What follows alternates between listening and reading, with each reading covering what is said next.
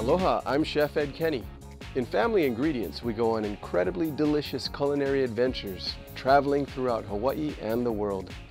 We dive into family stories from past to present and farm to fork.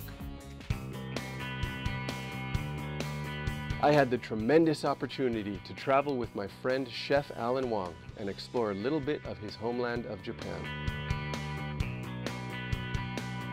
Finding myself, the longer I stay in Tokyo, the more I love it, the more I love the people, and obviously the more I love the food. Funabashi region of Tokyo Bay. We went to Daisan Fish Market, run by a man that we refer to as Ogawa-san.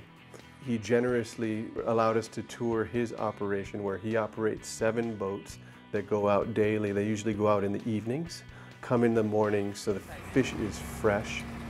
And they basically come back within 24 hours. So that would be what we call a day boat catch. So you could see the freshness in the eyes, were so clear, and the gills are so bright red.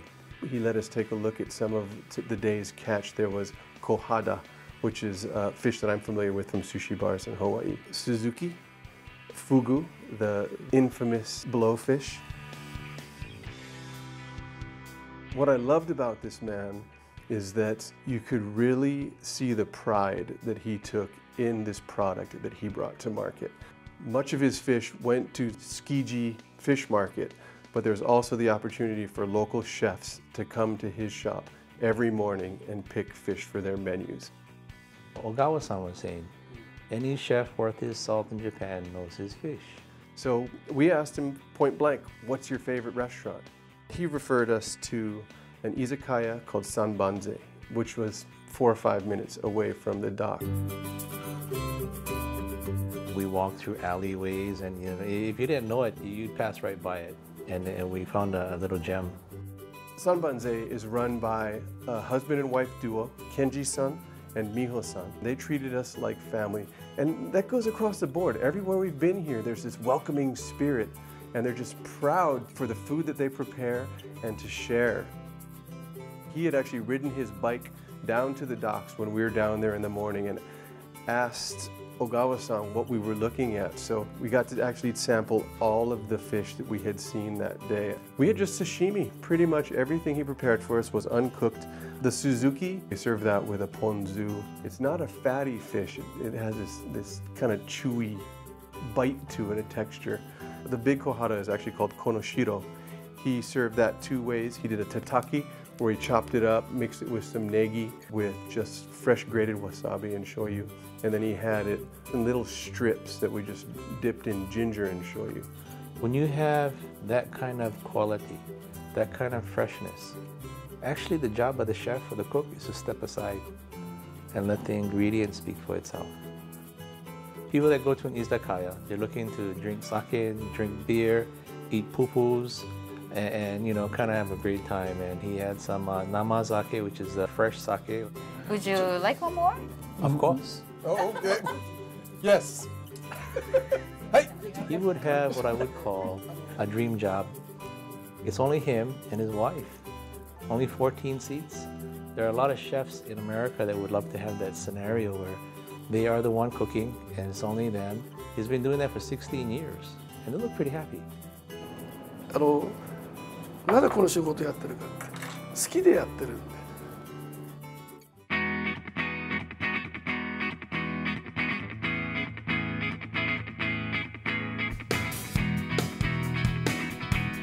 Back at home, we thought we should probably do the same thing and visit the fish auction in Honolulu and then come back to the restaurant.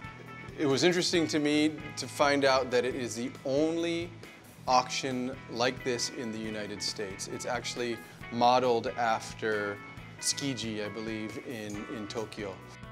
It's run by a character, just a giving man named Brooks Takanaka.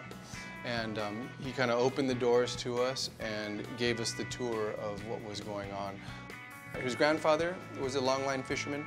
His uncle was a longline fisherman.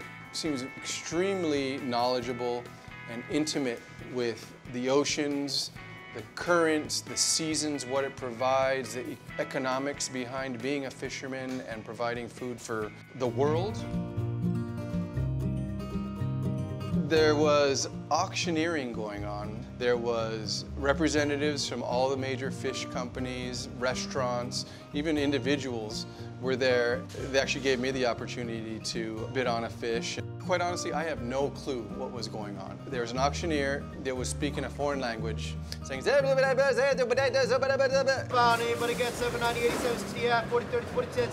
then they'd end up throwing a little card that had their company name on it, saying that that's what they ended up getting.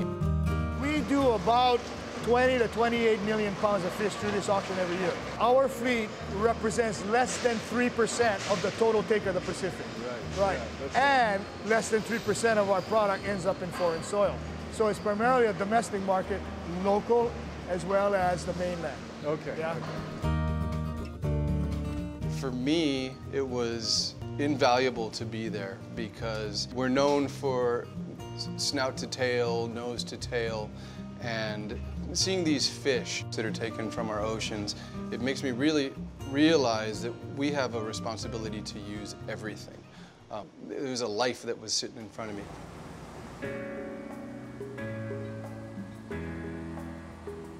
These boats that actually go out for weeks on end, their primary goal is to get tuna or ahi.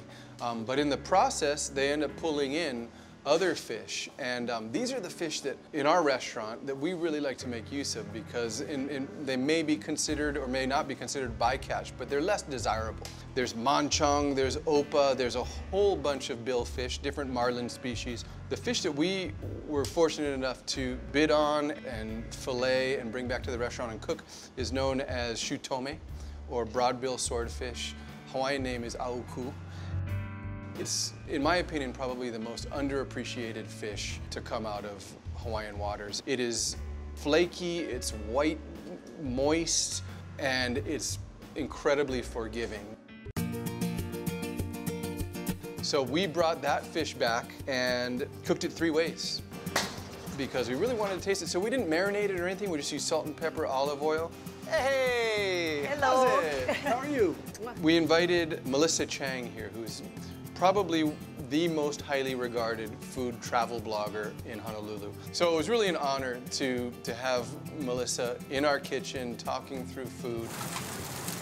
And we pan roasted it with lots of butter and garlic. We grilled it just like you would at home on a barbecue. And we mangrove smoked some. And that really was kind of an afterthought. When we were at the auction block, Brooks mentioned to me that this fish is really good smoked. So what we do at the restaurant is we take these little discs of mangrove wood from He'ia fish pond on the other side of the island. It's an invasive plant and it really destroys kind of the natural estuaries. We found that if you cut it into little thin planks, similar to like cedar planked salmon, put a piece of fish on it and cover it, and it really imparts it with this lovely kind of billowy, soft smoke flavor. Next we just go like this and go.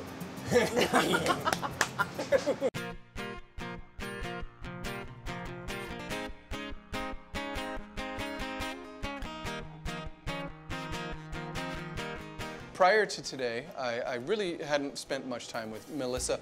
At the same time, I felt like I knew her very well because I've been reading her blog posts and her tweets for years. It was just great to sit with her and kind of connect. Oh, very nice. You know, it's It's firm moist. and steaky, but still very moist. So you grew up over here? Yes. Where? Up Liliha.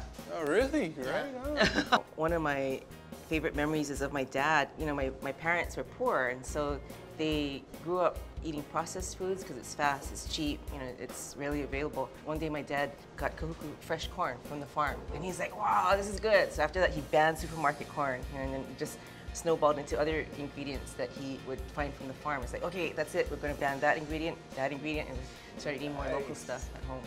It's probably shaped who you are. All your videos and your columns and your blogs are about the virtues of eating local. Nice. I try.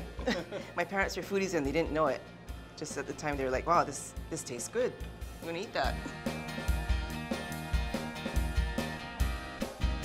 Hungry for more? Find us on the web at familyingredients.com.